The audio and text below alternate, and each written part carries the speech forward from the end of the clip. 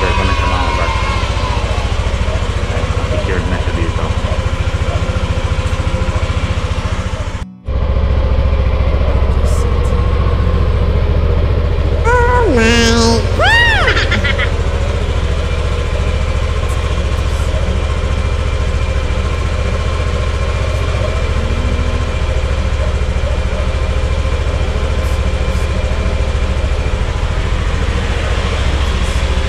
Tara mga kabarks, samahan niyo ako. I-deliver natin siya sa Trinidad Benguet.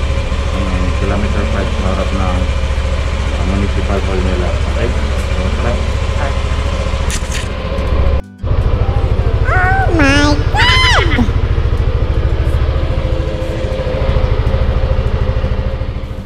Yes, mga kabarks, after 7 days ng paghihintay, na i-post ko yung rocket stove na ginawa natin a few weeks ago.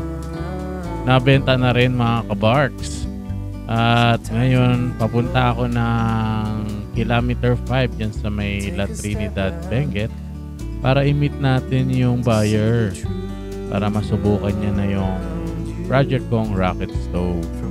So, bakit ko nga ba naisipang gawin yung rocket stove mga kabarks? Kasi pumunta ako ng Facebook Market online. So, chinek ko doon. Walang nagbebenta dito sa may Baguio ng rocket stove. So, napag-isipan kong, ba't kaya ako na lang gumawa nun? Dagdag income pa para sa atin, di ba? Especially ngayon, may pandemic. Pandagdag rin kita itong paggawa ng rocket stove, di ba? Tapos, napakadali lang gawin mga kabark. Kailangan mo lang ng welding machine, yun, grinder, kung wala kang malaking pamputol, pwede na yung grinder o lagaring bakal mga kabark. At maganda rin sa project na to kasi pag naubusan ka ng LPG or yung gasol na ginagamit natin at marami kayong mga kahoy dyan, yung mga putol na puno, mga ganon, or mga lumang kahoy, pwede nyong gamitin para dun sa rocket stove. Diba? Makakatipid pa kayo. At yun kagandahan sa rocket stove mga kabarks, hindi siya mausok. Tapos matipid talaga siya mga kabarks.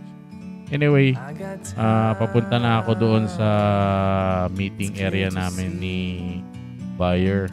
So nagkanda ligaw-ligaw pa nga ako dito dahil hindi ko alam kung saan ko siya meet up. Finally, napag-usapan namin mag-meet up dito sa may elementary school. Kaya tinetext ko siya. Medyo may katagalan kasi nagkasalisi ata kami nung buyer ko. Pumunta siya doon sa unang meet up namin. So, anyway, eto, hintayin na natin siya at para makuha niya na yung kanyang rocket stove.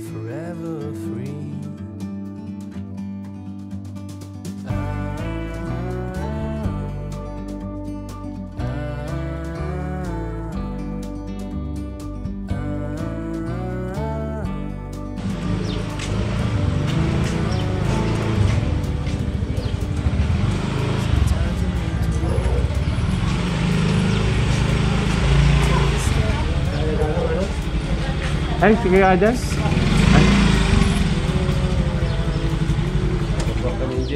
Well, kung ano yung war lang kayang paunag kayang kung na ikaw nagriko-rikos sa baling nga lugar.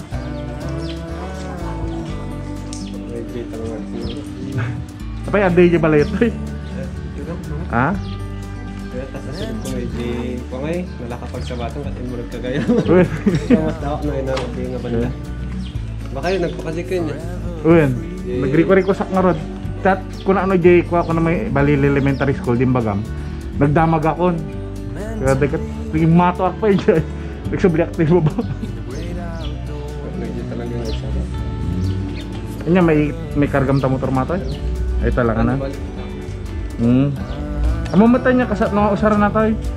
Ikanti kayot to, tapos dititipag ko anti, iti papel.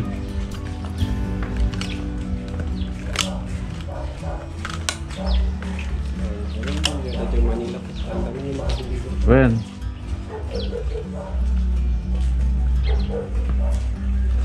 Sakto lang sa Gararamid City Bagyo eh.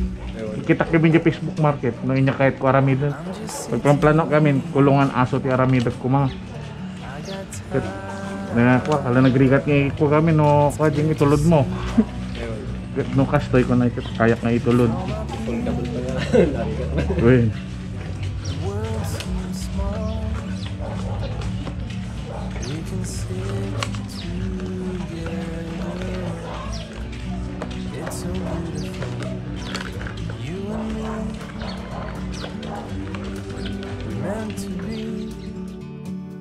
Ano, matagal pa ba yan? Sobra mo kasing tinali.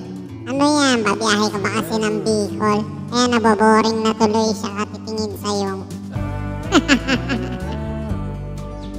kita undang ay takuan na kami ti bisita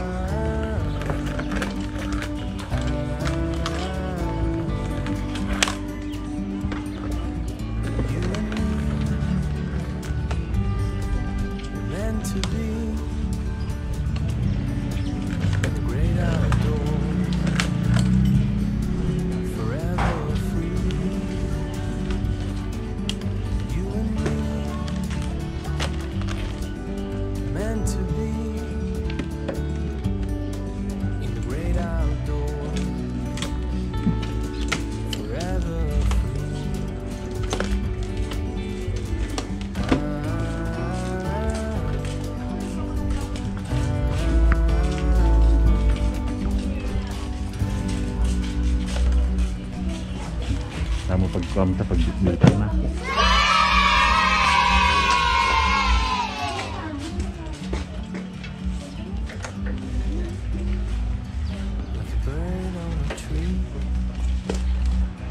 Ano hindi mo, ano? 1.5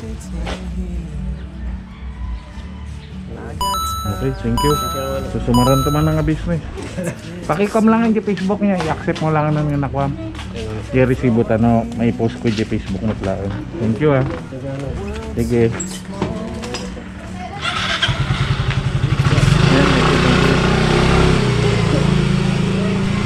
We have one happy camper.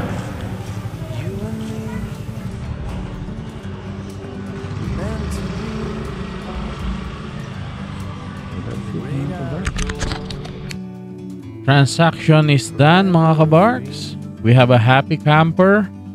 Meron na tayong extra pera. Pandagdag budget natin mga kabarks. At para makagawa ulit tayo ng bagong rocket stove or probably another project na pwede nating ibenta online. So maraming salamat mga kabarks sa inyong panonood sa aking channel. By the way, nga pala, malapit na tayong umabot ng 200 subscribers mga kabark. So, maraming salamat sa inyong panonood. Para sa pagsali dun sa ating prepaid load raffle, lalagay ko yung link dyan below para makita ninyo paano sumali sa raffle na yon. At para magkaroon kayo ng prepaid load. So, maraming salamat sa inyo mga kabark sa inyong patuloy na pag-support sa aking channel. Sana huwag kayong magsawa mga kabark na manood sa aking mga videos at pag-like sa aking mga videos. So, don't forget to click the notification bell para ma-update kayo sa mga susunod kong video. Maraming salamat mga kabarks. Until my next video.